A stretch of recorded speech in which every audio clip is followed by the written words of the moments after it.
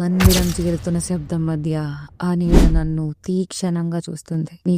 నువ్వు ఎక్కడి నుంచి వచ్చావో తెలుసా అని అడిగింది. నేను భయపడుతూ దాని వైపే చూస్తున్నాను. అది నేలను తాకింది. మరొక ప్రపంచం, ఒక జ్ఞాపకం నా ముందే తెరుచుకుంది. ఆ ప్రపంచంలో నాలాగే కనిపించే ఒక వ్యక్తి మహాయుద్ధం నడుమ నిలబడి ఉన్నాడు. ఆ నీడ చెప్తూ ఉంది, అతడే నీ పూర్వీకుడు.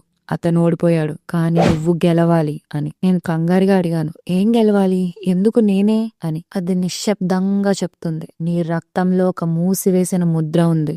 అది తెరుచుకుంటే 2 ప్రపంచాలు కలుస్తాయి అనింది. అకస్మాత్తుగా నా చేయిపై ఒక వేడిగా మంట అనిపించింది. చర్మం మీద రూన్ లాంటి ముద్ర వెలుగుతూ ఉంది. నీడ వెంటనే వెనక్కు తగ్గుతుంది. ఆ ముద్ర మేలుకొన్నది. ఇది వేగంగా జరిగిపోతుంది. గాలి బలంగా ఊపిరి పీల్చుకుంటూ ఉంది. మందిరం మళ్ళీ కంపించడం మొదలైంది. ఆ నీడ అరుస్తుంది, విను, నీ ముద్ర తెరుచుకుంటే వేటగాళ్ళు ఇక్కడికి వస్తారు అని. అప్పుడే ఆకాశం చీల్చుకుంటూ పగిలిపోయింది. 3 పెద్ద నీడా రూపాలు లోపలికి వస్తూ ఉన్నాయి. అవి నన్నే చూస్తున్నాయి. నేనే వాటి లక్ష్యం. తర్వాత ఏం జరిగి ఉంటుంది? Let's wait and watch.